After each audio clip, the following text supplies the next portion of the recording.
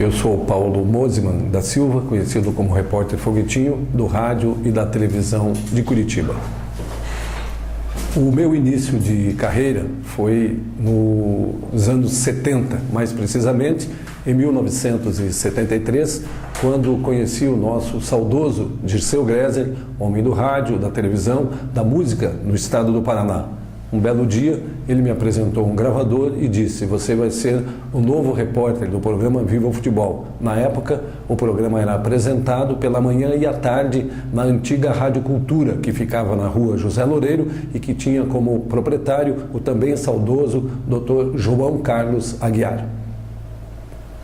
Iniciei a minha carreira entrevistando as pessoas nas ruas, entrevistando nas filas de ônibus, entrevistando nos estádios de futebol, e teve um momento muito interessante, onde, a pedido do Dirceu Gresser, eu entrevistava os taxistas nos pontos de táxi. Eles falavam sobre suas preferências futebolísticas e também falavam e relatavam problemas na cidade, colaborando assim com a administração. Naquela época, em 1975, o prefeito de Curitiba era Jaime Lerner, que foi um dia até os estúdios da Rádio Clube Paranaense, a B2, onde o programa Viva o Futebol era apresentado, e agradeceu, inclusive, o trabalho, a prestação de serviço que o nosso programa realizava, ajudando o seu trabalho na administração da cidade de Curitiba. Depois, no início no rádio, eu acabei sendo lançado também pelo mesmo Dirceu Gresser na televisão, na TV Iguaçu, Canal 4, na época comandada pelo Dr. Paulo Pimentel, ex-governador do Paraná. Dirceu criou, em novembro de 1976, o Viva o Futebol na TV Iguaçu para todo o Paraná. Foi um programa que marcou época, as pessoas mais antigas vão lembrar, aquelas que têm aí 50, 60, 70 anos de idade, que o programa tinha uma rede de futebol, ficávamos em pequenas mesinhas com os microfones ainda não de lapela, os microfones à nossa frente, e era um debate assim futebolístico bastante interessante, uma promoção muito grande do esporte, e esse programa ficou no ar desde 1976 até 1983, quando Dirceu Gresser faleceu. Aí, com os companheiros de programa Boris Muzialowski e Luiz Carlos Cavalcante, nós passamos, com a morte do Dirceu, a apresentar no mesmo Canal 4, no mesmo horário, na hora do almoço, o Viva a Bola, que ficou no ar também 2 ou 3 anos, fazendo parte da história da comunicação esportiva e da televisão no estado do Paraná, e especialmente em Curitiba. Em 1978, eu tive a oportunidade de inaugurar a minha participação nas grandes jornadas esportivas. Foi na Rádio Clube Paranaense, a B2, a Clube Paranaense, que era o som do Paraná, cobrindo o Brasil. Eu fui lançado nas jornadas esportivas pelo locutor Carneiro Neto, que era diretor da equipe esportiva da B2, e também pelo professor saudoso Munir Khaluf, que era um dos principais homens do futebol do Paraná e do Brasil. Ficamos alguns anos transmitindo o futebol na B2, depois com a mesma equipe do Munir Khaluf, junto com o publicitário Dulcídio Caldeira e com o saudoso Heriberto Romano, que era o proprietário da rede de cantinas Fornello, fomos para a Rádio Universo. Na sequência, sempre junto com o Munir Khaluf e com grandes companheiros da época, fomos para um rádio diferenciado, a Rede Capital de Comunicações, na Rádio Capital AM 1270 em Curitiba, onde trabalhamos também por cerca de 3 anos. A Rede Capital integrava as principais capitais do Brasil, fazendo um jornalismo muito forte e também investindo nas transmissões esportivas. A Rede Capital de Comunicações era um projeto do velho radialista paulista, já falecido, Hélio Ribeiro. Era um projeto de Hélio Ribeiro para o rádio do Brasil. Hoje, tanto a CBN como a Band News são rádios que trabalham em rede, tocando notícia praticamente o dia inteiro, dando sequência a um trabalho inovador naquela época, no final da década de 70, começo da década de 80, realizado justamente por esta Rede Capital de Comunicações, que tinha sua sede matriz em São Paulo. Em 1978, ainda fazendo o programa no Canal 4 com o nosso Dirceu Gresser, participando das jornadas esportivas na B2, eu passei no vestibular de Comunicação Social na UCP, Universidade Católica do Paraná, hoje a PUC. cursei lá o curso de comunicação social, era um curso polivalente, jornalismo, que era o meu interesse mais imediato, publicidade e propaganda, relações públicas e editoria. Foi um grande aprendizado, um curso de 3 anos, mas onde tivemos um convívio muito bacana com os professores, dentre os quais, inclusive, o grande comunicador Gilberto Fontoura, que foi também diretor de rádio e apresentador do Globo Esporte na televisão do Paraná. Depois de concluído o curso de comunicação na Católica, nós tivemos apenas regulamentada a nossa condição de jornalista profissional, mas já éramos provisionados desde o ano de 1975, graças a um pedido do Dirceu Greser ao então delegado regional do trabalho, general Adalberto Massa, que nos acompanhava no rádio e na televisão e nos deu essa condição de jornalista provisionado, ou seja, não tínhamos ainda o curso de comunicação, mas tínhamos todos os direitos legais de exercer a profissão. E um dado assim curioso é que tanto eu como meu colega, ambos repórteres lançados pelo Dirceu Greser e que trabalhávamos com o Dirceu no rádio e na televisão, assumimos um compromisso com o general Adalberto Massa. Quando tivéssemos a idade de 18 anos e fôssemos realizar o vestibular, estudaríamos comunicação social. Eu fiz na PUC, na UCP na época, e o Josias na Universidade Federal do Paraná. Sempre tivemos o exercício legítimo das nossas funções jornalísticas dentro do rádio, da televisão e dos próprios jornais, graças a esse crédito que nos foi dado pelo general Adalberto Massa, uma figura saudosa e também muito querida, e porque também tivemos palavra, honramos aquilo que havíamos combinado com ele e com o Dirceu Greser. A nossa sequência no rádio esportivo se deu paralelamente ao trabalho na televisão. Além dos programas esportivos na televisão, passamos também, na década de 70 ainda, a fazer as transmissões em tape dos principais jogos do futebol do Paraná. Na oportunidade, o narrador era Nestor Batista, hoje conselheiro do Tribunal de Contas e ex-presidente do Tribunal de Contas do Paraná, um grande homem da comunicação, juntamente com o Munir Caluf e com o Osíris Nadal, que era repórter ou comentarista e que veio da cidade de Ponta Grossa para a TV Iguaçu, Canal 4. Na década de 80, a partir de 1984, comecei uma longa trajetória na emissora onde mais trabalhei em minha carreira como radialista, a Rádio Independência AM 1370. A Rádio Independência era fantástica, tinha uma audiência massacrante em Curitiba. Era uma rádio muito eclética, tinha as transmissões esportivas, os famosos programas policiais, os programas de mensagens, os programas que faziam a alegria das ouvintes, das donas de casa, nas manhãs curitibanas. Na oportunidade, quando fazíamos a cobertura esportiva, o apresentador policial era o Algaci Túlio, que foi inclusive vice-prefeito de Curitiba, uma das figuras mais importantes da comunicação nos anos 80 e 90, começou antes que a gente, inclusive nos anos 60 e 70. Na Rádio Independência, logo vou falar um capítulo à parte, dentre muitas transmissões esportivas, coberturas inclusive de Copas do Mundo, nós acompanhamos o Maracanã, a conquista inédita do Curitiba, em 1985, o primeiro campeão brasileiro da nova República. Antes, eu lembro que na Rádio Independência a gente era muito eclético, não fazíamos apenas as coberturas esportivas, fizemos coberturas políticas, coberturas de vestibular e também entregávamos prêmios para os ouvintes, indo até os bairros de Curitiba, lançamentos de supermercados, de redes multinacionais. A gente ia nas esquinas dos concorrentes, chamava os ouvintes, distribuía prêmios, colhia depoimentos. Foi uma coisa assim fantástica. Chegamos inclusive numa época de Natal até a entregar o pato. Não era o peru, era o pato que a Rádio Independência fornecia gratuitamente aos ouvintes que respondiam algumas perguntas nos bairros, nas ruas desses bairros, quando a gente fazia essas promoções. Na Rádio Independência, nós tivemos grandes companheiros do rádio esportivo.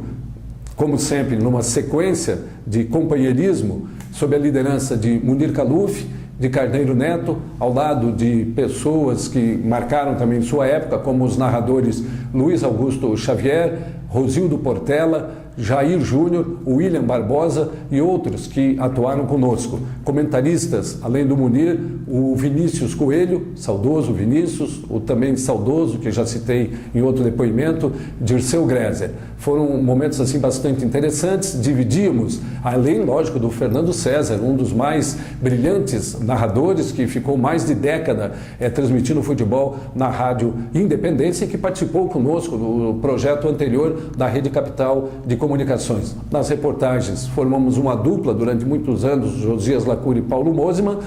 Trabalhamos também ao lado de Wilson Maciel, de Marco Acef e de muitos outros colegas que estiveram com a gente nas jornadas esportivas. Na Rádio Independência, outro detalhe assim, marcante na minha carreira foi a cobertura política. O Gilberto Fontoura e o Euclides Cardoso, os dois grandes dirigentes, o Euclides Cardoso, o Kid, inclusive já falecido, eles primavam por um trabalho jornalístico no rádio muito bem organizado. E nós fazíamos coberturas das eleições, apuração do voto a voto, mas principalmente duas coisas que chamavam a atenção: as entrevistas nas casas dos candidatos antes deles saírem para as votações e as enquetes ao vivo, que eram feitas normalmente na Boca Maldita. E nesse quesito eu era o repórter eleito, entre aspas, escolhido pelo Gilberto Fontoura. Se tinha enquete na Rádio Independência, Paulo Mosman quem fazia essas enquetes. Eram sempre muito polêmicas, mas a gente era muito rigoroso no momento das entrevistas, não tinha nada combinado, nós íamos caminhando pela Boca Maldita e entrevistando as pessoas ao vivo na Rádio Independência e ouvindo as manifestações dos moradores de Curitiba. Eram eleições para a prefeitura da capital ou eleições estaduais. Acompanhamos nessa ocasião, inclusive, se não estou enganado, no ano de 1986, o momento em que encerrou a carreira política do ex-governador Ney Braga. Ele tentou fazer governador Saul Raiz, que era o seu secretário extraordinário de desenvolvimento dos municípios e ex-prefeito de Curitiba, mas a onda era de oposição. O Ney Braga saiu candidato ao Senado, perdeu na oportunidade para o José Richa e o Álvaro Dias foi eleito governador do estado do Paraná. Então foram momentos assim marcantes onde o microfone da Rádio Independência esteve presente. Uma curiosidade, na casa de Ney Braga, na região da denominada Bragalândia, ali nos altos da Vicente Machado e da Carlos de Carvalho, nós fomos com a cara e a coragem entrevistar o então governador Ney Braga, que havia perdido o comando político do estado do Paraná depois de algumas décadas. E o Ney Braga, ele tinha uma situação assim muito de revolta com a imprensa de Curitiba. Não gostava da TV Iguaçu Canal 4, do Dr. Paulo Pimentel, que era o inimigo dele, não gostava dos jornais de Curitiba, não gostava das emissoras de rádio. Ele costumava dizer que não ouvia rádio, que não lia jornal de Curitiba. E quando eu cheguei até na sua residência, estava acompanhado de um outro saudoso homem da nossa comunicação. O tempo vai passando, a gente vai perdendo amigos e figuras maiores dessa nossa comunicação. Era o jornalista Hélio Teixeira, da revista Veja. Nós chegamos juntos e alguém estava com um adesivo na frente da casa de Ney Braga, colocado em um carro, destacando o Richa como candidato. Aliás, o Richa ganhou aquela eleição, o Álvaro para o Senado e o Richa para o governo do estado do Paraná. Então o Ney Braga, revoltado, queria saber de quem era aquele carro que tinha adesivo do Richa e perguntaram se eu estava com aquele carro. Eu disse: não, estou com a unidade móvel da Rádio Independência e eu quis entrevistar o Ney Braga ao vivo. E entrevistei, só que de início ele não quis dar essa entrevista, dizendo que não ia falar, que não falava com a imprensa do Paraná. Como eu tinha alguns bons amigos, inclusive um oficial de gabinete dele no Palácio Iguaçu, que hoje é o desembargador Antônio Loyola, que era um amigo meu do futebol, foi preparador físico do Curitiba, ele disse: não, Foguetinho é uma pessoa boa, não tem nada a ver com aquele carro, se o senhor puder falar, fale com ele e tal. E o governador: não, eu não vou falar. Aí eu tive assim um tirocínio, embora um garoto, com 20 anos de idade, aproximadamente naquela oportunidade. Eu disse: ô governador, se o senhor não quer falar, dona Nice pode falar, que era a esposa do governador.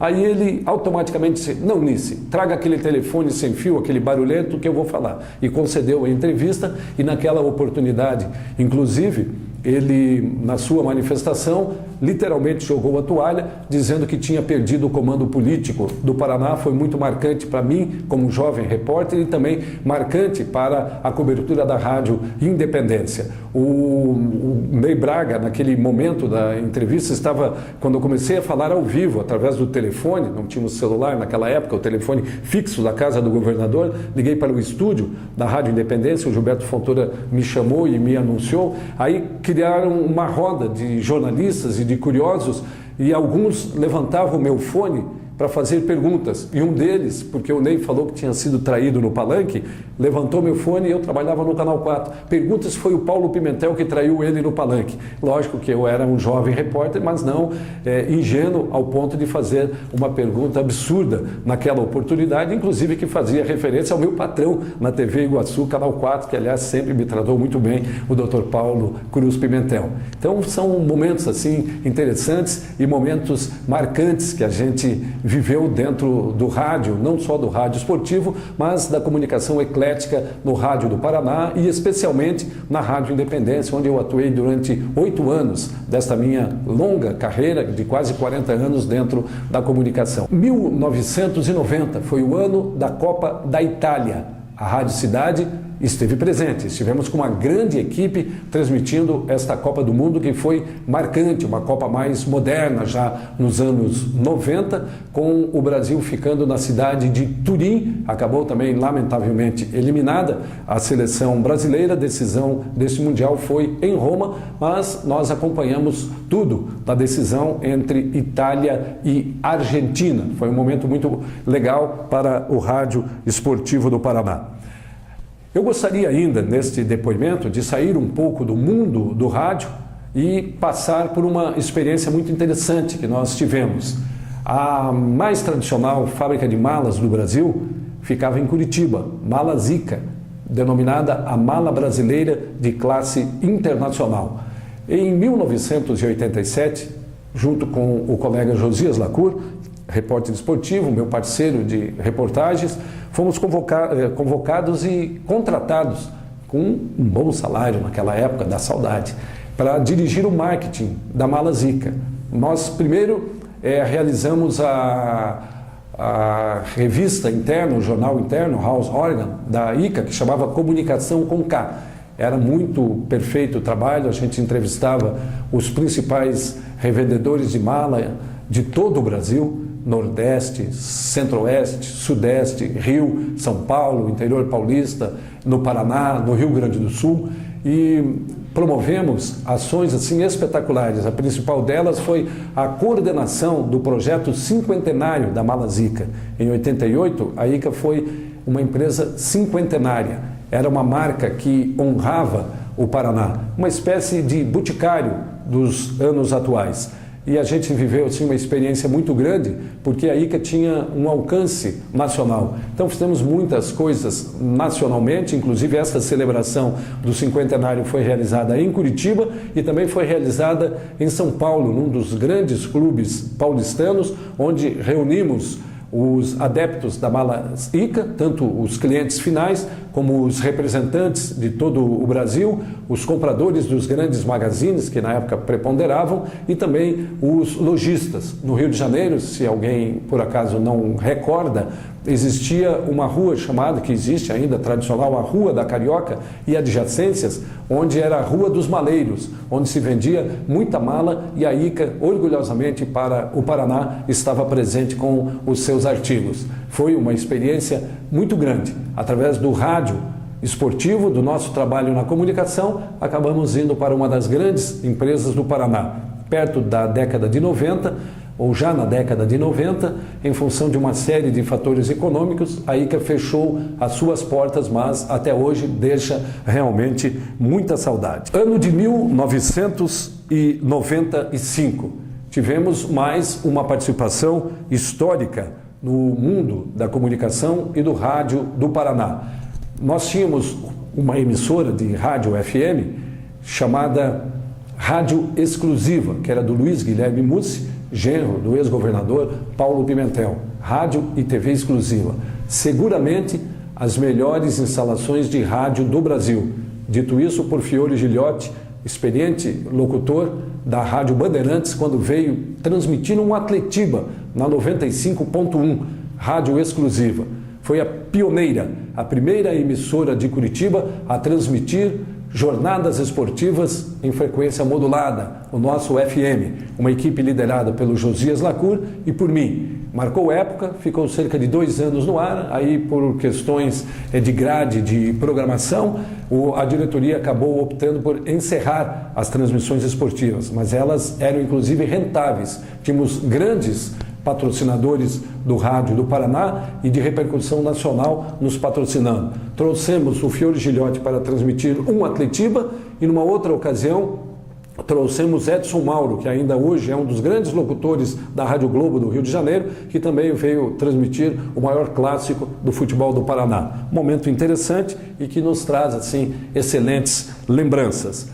Em 97 e 98, ainda tivemos a oportunidade de integrar uma grande equipe esportiva na B2, a rádio mais antiga do Paraná, a segunda mais antiga do Brasil. Nesta equipe, que era liderada pelo radialista Sidney Campos, a presença também de Ney Costa, de Ponta Grossa, que despontou no rádio de Curitiba e que na época da Rádio Bandeirantes de São Paulo foi considerado o maior radialista do Brasil, apresentando as mais da Rádio Bandeirantes, além de estar acoplado nas grandes jornadas esportivas, junto com a equipe do Fiore Gilhote, liderada pelo também saudoso Darcy Reis, um dos grandes e sagrados nomes do rádio brasileiro.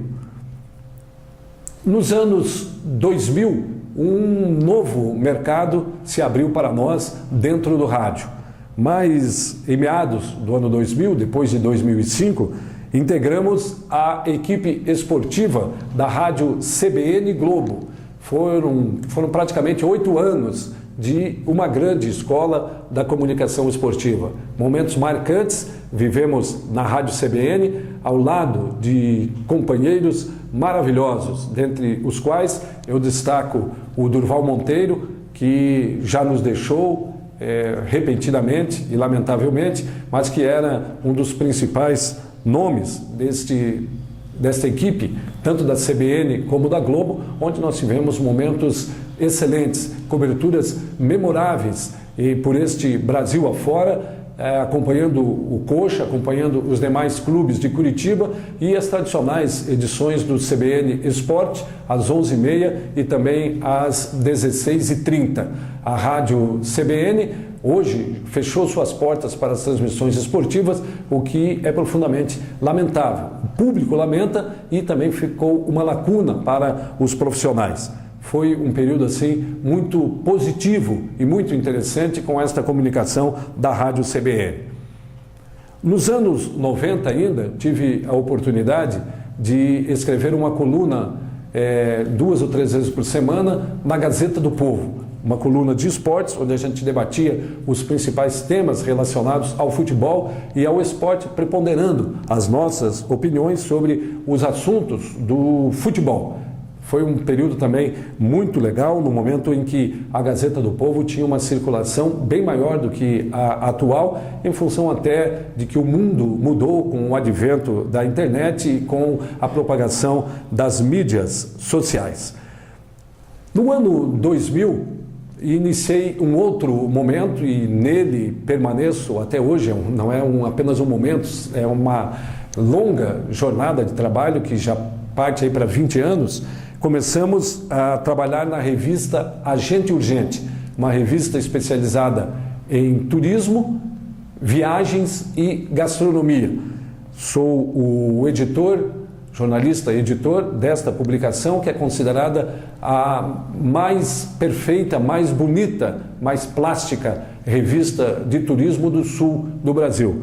Meu companheiro Edson Militão criou esta publicação que marca época, marca história no meio das publicações de turismo na região sul do Brasil.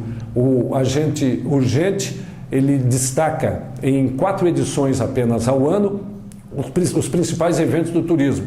O Salão Paranaense do Turismo, que é realizado sempre em março, promoção da Associação das Agências de Viagens do Paraná, a ABAV Paraná. Na metade do ano, em junho, julho, nós participamos com uma edição no Festival de Turismo das Cataratas, que atinge toda a região do Mercosul, Foz do Iguaçu, o principal destino paranaense em termos de visitação de estrangeiros e um dos destinos mais importantes do Brasil e da América do Sul. Em setembro, realizamos uma edição para a Expo Internacional do Turismo, considerada a maior feira de turismo das Américas, e temos ainda uma 4ª edição anual, que é realizada no período de novembro e dezembro para o Festival de Turismo de Gramado, que é um festival importantíssimo na cidade de Gramado, no Rio Grande do Sul, ou fazemos uma edição especial voltada para férias e verão. A comunicação dentro do turismo é muito interessante. O turismo é um dos segmentos mais maravilhosos. Todo mundo gosta de viajar, seja a lazer, a passeio ou mesmo a negócios. E em função do nosso desempenho com a revista Agente Urgente no mundo do turismo, acabamos sendo contratados pela Secretaria de Esporte e Turismo do Governo do Paraná, onde hoje exercemos a função de assessoria de imprensa e comunicação na Paraná Turismo, que é a autarquia que responde pela gestão e pela promoção turística no estado do Paraná. Gostaria de falar para vocês também de 2 momentos diferenciados que tive a oportunidade de vivenciar nesta longa carreira dentro da comunicação. No distante ano de 1983, quando José Richa era o governador do estado do Paraná. E o prefeito de Curitiba era Maurício Fruit, o secretário de Cultura do governo Richa era Fernando Guignone. Na ocasião, em 14 de abril desse ano, de 83, distante ano, falecia o Dirceu Gréser, um grande símbolo da nossa comunicação. Radialista, apresentador de televisão, cantor e mais do que isso, nos anos 60 foi considerado o rei do iê-iê-iê no Paraná. Era o verdadeiro representante do grupo de Roberto Carlos, o movimento da Jovem Guarda.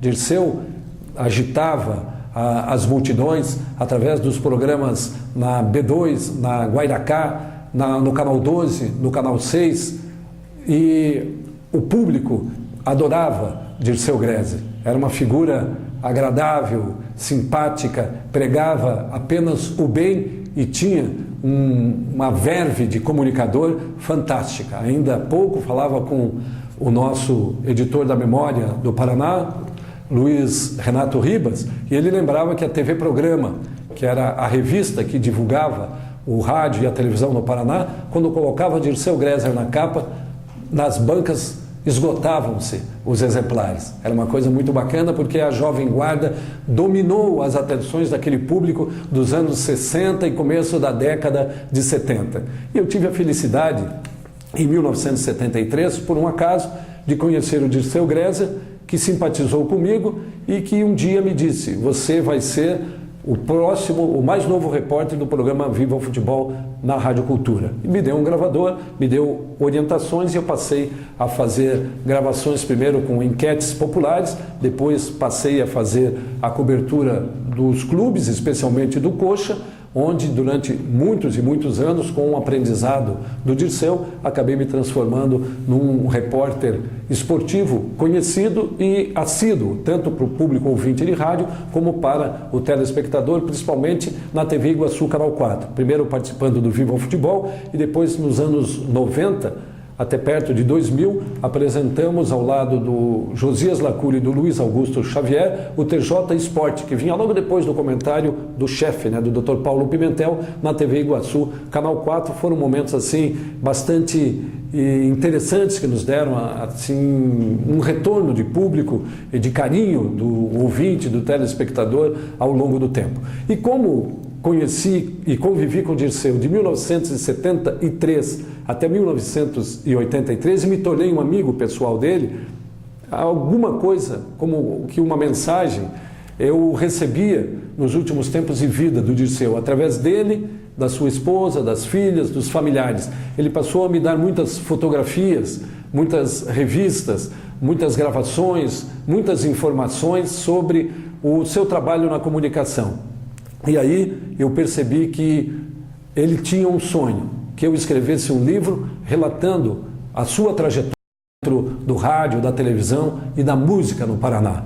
Dirceu tinha como princípio estender a mão aos semelhantes e valorizar as pessoas de Curitiba e do Paraná. Era um grande paranista, lutou muito, inclusive, como comentarista esportivo, como apresentador de programa esportivo, para que os jovens valores do Paraná fossem revelados e que fossem aproveitados pelos clubes que tinham a mania de trazer muitos jogadores de fora em detrimento dos denominados pratas da casa. E assim eu fiz. Em 1983, Dirceu morreu no dia 14 de abril, antes do final do ano, possivelmente com o apoio do governador Richa, do Fernando Guignoni, do Maurício Frutti, de colegas de rádio, de comunicação, e da CEP, Associação dos Cronistas Esportivos do Paraná, lançamos o livro que não podia ter um outro título, Dirceu Gräser, A Paz de um Pássaro. Por que de um pássaro? Porque numa composição do paranaense curitibano Paulo Hilário Bonamete, o Dirceu interpretou um sucesso que era um tema ecológico, o pássaro, por entre nuvens brancas, leves, soltas, quase ondas, quase o mar. Isso foi um sucesso curitibano que projetou muito o Dirceu. E ele tinha um sonho que ele não conseguiu realizar, que era gravar o pássaro em inglês, francês e espanhol. Mas mesmo gravando apenas em português, no nosso bom português, ele permanece vivo no coração e na memória de tantas gerações de curitibanos. Dirceu, que nos deixou tão prematuramente aos 43 anos de idade, com certeza permanece muito vivo no coração de muita gente em Curitiba e no nosso Paraná. Esse foi o primeiro livro que lancei como um pleito de agradecimento, de saudade e de reconhecimento, acima de tudo, pelo trabalho do nosso saudoso, inesquecível e amado Dirceu Gräser. O segundo livro foi uma inspiração em função da conquista do Coxa em 1985, no Maracanã, contra o Bangu, o primeiro campeão brasileiro da nova república. Esperei passar o tempo. Quando se passaram 30 anos, aquele insight. Vou escrever um livro, mas apenas relatando a conquista, colocando fotos, eventualmente alguns depoimentos, seria como outras matérias especiais elaboradas por jornais ou revistas, seria apenas mais um registro. Eu preferi usar a minha memória e fazer um livro justamente para contar na conquista de 30 anos, na data comemorativa da conquista de 30 anos, 30 histórias que eu vivi na conquista do título brasileiro. Então, o meu relacionamento com jogadores, com dirigentes, com técnicos, com torcedores, e esse livro foi lançado em 2015, há mais de um ano atrás, justamente para lembrar ao torcedor de uma maneira, escrevendo de uma maneira diferente, contando de uma maneira diferente, como que nós vimos em fragmentos, em depoimentos, em vivências, em experiências próprias, aquela conquista mais importante para a grande e apaixonada nação curitibana e uma das conquistas mais memoráveis da história do futebol brasileiro e especialmente do futebol paranaense. O Curitiba, naquele ano de 1985, começou a temporada tendo como técnico Dino Sani, que está ainda bem vivo, ex-jogador, ex-técnico de seleção brasileira, dos principais clubes do Brasil, que escreveu uma carreira brilhante no Corinthians, no Flamengo, no Boca Juniors de Buenos Aires, no Peñarol de Montevidéu, e que já havia trabalhado nos anos 70 como técnico do Curitiba. Quando o Curitiba começou a organizar time, elenco para a temporada de 85, o ex-presidente Evangelino, astuto, experiente, foi lá e contratou Dino Sani. Mas Dino Sani tinha uma cláusula com o Curitiba. Se ele tivesse a confirmação de uma proposta milionária internacional, se eu não me engano, do Japão, ele deixaria o Curitiba não ficaria magoado e ele iria para o Japão ganhar os iens, ganhar muito dinheiro.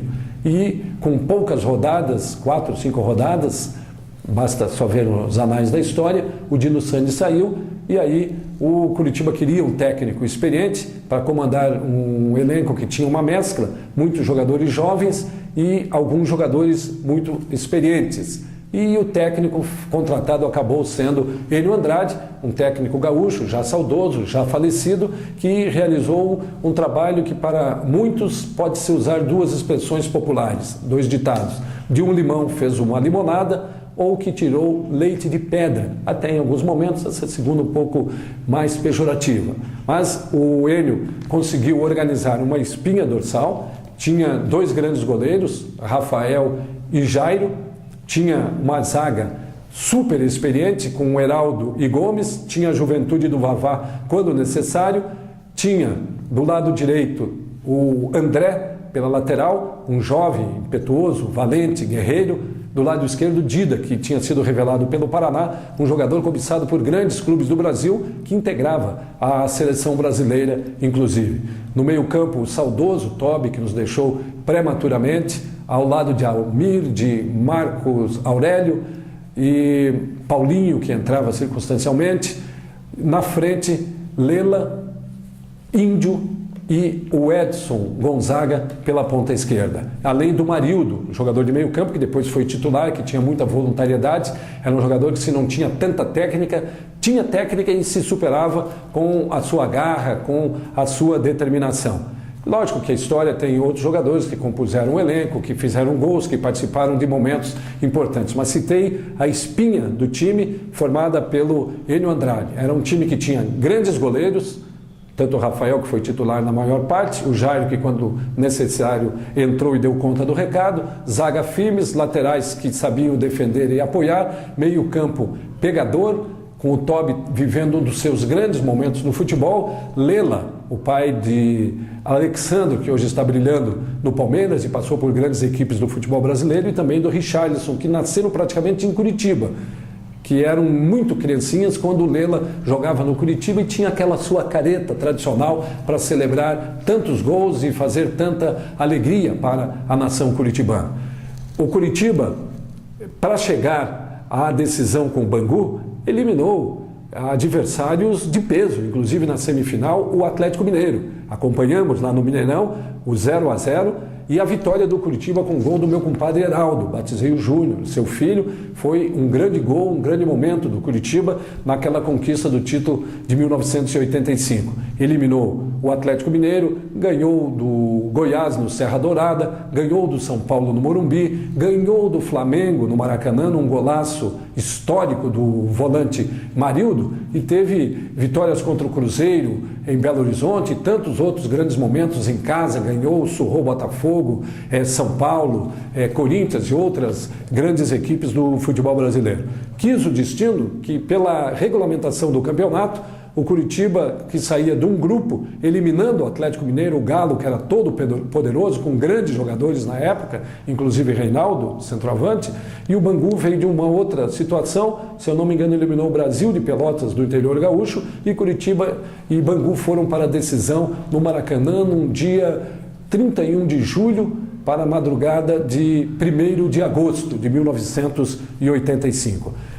Milhares de torcedores do Curitiba presentes no palco sagrado do Maracanã, a alegria com as camisas verdes e brancas, com as bandeiras, o globo simbólico do Curitiba, clube fundado em 1909, vivendo naquela ocasião o seu maior momento. Cenário do Maracanã preparado, o jogo naquela época, eu acho que começava 21 horas, eu já vim de Belo Horizonte, que acompanhei o jogo do Curitiba num domingo, e essa decisão foi na quarta-feira, então o Curitiba treinou. Segunda-feira nós acompanhamos na Toca da Raposa, do Cruzeiro, lá em BH. Daí ficou a delegação no mesmo voo para o Rio de Janeiro, na mesma concentração, no Hotel Plaza, em Copacabana, onde o Curitiba ficou. Ficamos acompanhando, fazendo os relatos e aguardando no dia seguinte a chegada do narrador Carneiro Neto e do comentarista Munir Caluf, que estava comigo lá em Belo Horizonte.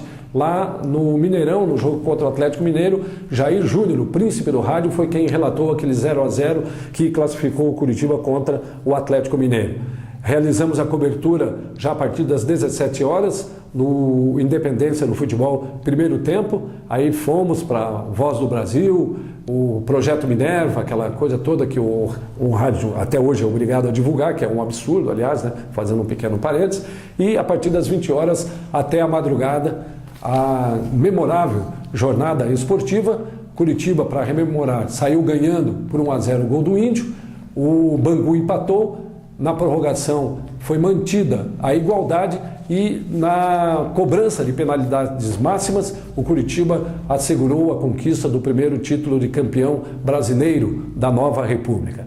Os heróis curitibanos foram saudados pela torcida presente no Maracanã e o próprio torcedor carioca acabou reconhecendo méritos no Curitiba, aplaudindo freneticamente os jogadores alviverde, embora a frustração do título não ter ficado com o Bangu. Como já dei uma chamada e reafirmo, o Bangu estava tão convicto da conquista desse título que o seu técnico, que se chamava Moisés, um ex-zagueiro que era muito duro, muito viril, muito violento, chegou a dar uma entrevista para uma emissora de televisão, na praia, sem camisa, tomando sol, comendo casquinha de siri, comendo caranguejo e dizendo que o Bangu já tinha papado, que ninguém tirava o título do Bangu. Foi um detalhe que pesou, hein? Jogadores do Curitiba assistiram essa entrevista, ficaram com o coração na ponta da chuteira.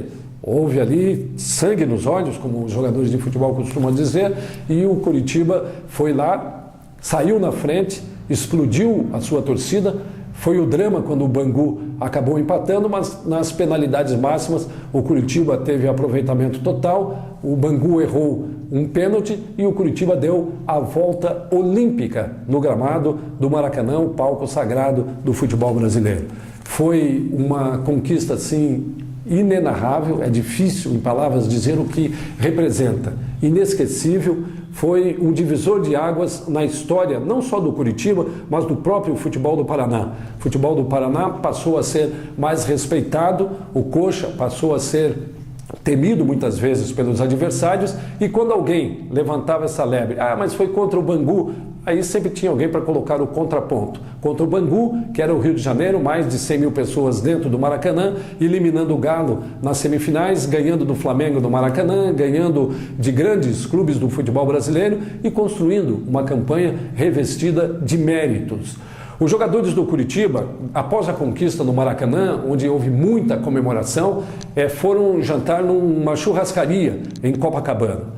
Lá nesta churrascaria famosa, que talvez até exista hoje ainda Mários, muitos aplausos, muitos discursos, muitas fotos, muita celebração pela conquista do título inédito.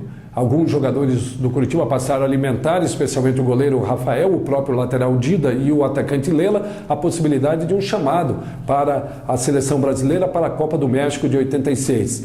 O Lela chegou a ser cogitado, não foi levado. O Dida teve passagem rápida pela seleção e o goleiro Rafael também chegou a passar pela seleção, mas infelizmente nenhum deles foi defender a seleção brasileira no ano seguinte, 1986, na Copa realizada pela segunda vez no México.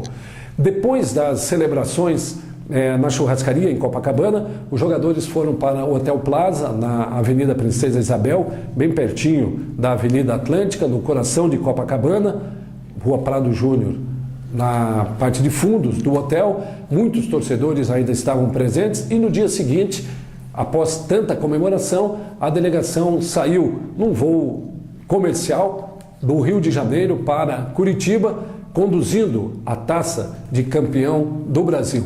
Em Curitiba, a gente lembra também, temos aí fotos, alguns filmes, naquela época não existia a internet, a propagação através das redes sociais, mas mesmo assim a valorização desta conquista. O avião chegou em Curitiba no final da tarde, um mar de pessoas, uma multidão foi até o aeroporto Afonso Pena e no caminhão de bombeiros, o cortejo que trouxe os campeões com a taça até o Couto Pereira, onde rolou, além de muita festa, muito chopp e muita alegria, com a cidade literalmente parando do Afonso Pena pela Avenida das Torres, para passar até o Alto da Glória, onde no estádio Antônio Couto Pereira foi realizada a conquista, a celebração da conquista, aí junto com o grosso do torcedor. Aqueles que foram ao Rio estavam voltando, muitos, como nós, retornando junto com a delegação no mesmo voo, e aqueles que também retornaram de ônibus, de van, enfim, em excursões, também indo até o Couto Pereira para fazer essa comemoração. Idolatrados, o presidente Evangelino da Costa Neves, tido como o grande comandante dessa conquista, o técnico Hélio Andrade, e os jogadores conduzidos em triunfo pela torcida do Curitiba. Foram horas e horas, alguns dias de muitas comemorações, e o Curitiba, sob o nosso testemunho, realizando então a conquista do título. Ainda quero acrescentar que sempre tive a melhor relação possível com 99% dos jogadores que compunham aquele elenco. Fui padrinho de casamento do lateral André, batizei o Júnior, filho do Heraldo e da Angélica, zagueiro importantíssimo na campanha do Curitiba, um dos líderes do time alviverde, e tenho uma amizade muito grande com o Lela, com o Índio, com o Edson Gonzaga, com o Marildo. Fui muito amigo do Tobi, o único jogador deste grupo que lamentavelmente faleceu, e uma amizade que perdura depois de 30 anos desta conquista do Curitiba. Foi com certeza, meus amigos, o momento mais importante da minha longa carreira como repórter esportivo. Ter testemunhado, ter acompanhado não só o jogo do Maracanã, mas muitos jogos no Couto Pereira e pelo Brasil afora, quando o Curitiba foi alinhavando, costurando o momento apoteótico que foi no Maracanã, ao ganhar nos pênaltis do Bangu e ter se sagrado o primeiro clube do Paraná como campeão do Brasil. A minha infância começou em Curitiba e teve desdobramentos em Floripa, na Ilha da Magia, onde os meus avós maternos e paternos residiam. Então convivi com Curitiba, com as coisas da cidade, e muito novinho ainda, com 7 anos de idade, talvez ainda incompletos, meu pai, que trabalhava na companhia Fiat Lux de fósforos, foi transferido para uma cidade do noroeste do Rio Grande do Sul, na região das Missões, chamada Cruz Alta, onde havia uma fábrica de fósforo chamada Missões. E a rádio da cidade, a AM, se chamava Rádio Cruz Alta. A Hora Certa era patrocinada justamente pela fábrica que meu pai gerenciava. E aquilo me chamava muito a atenção. Eu gostava do locutor dizendo: fósforos, Missões, a chama do progresso, informam a hora certa. E dava a hora. Comecei a gostar de rádio talvez naqueles momentos, lá em Cruz Alta. Não tive oportunidade de ir a um estádio de futebol, de ser apresentado ao Coxa, quando tinha 6, 7 anos de idade. Naquela época meu pai não ia ao futebol e não tive um tio, um amigo da família, alguém que tivesse me levado ao futebol.